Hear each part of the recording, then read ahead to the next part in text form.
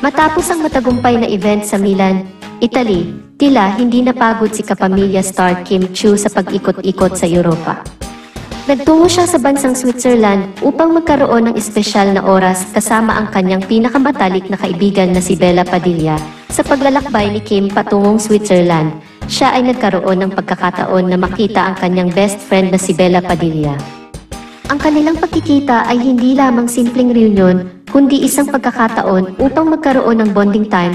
Sa isang magandang bansa, ang Switzerland ay kilala sa kanyang kagandahan ng kalikasan, malamig na klima, at makabagong arkitektura.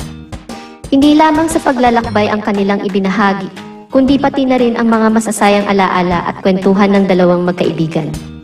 Ipinost ni Kim sa kanyang mga social media accounts ang mga larawan ng kanilang mga pagkikita at mga adventure na nagpapakita ng kanilang malalim na pagkakaibigan.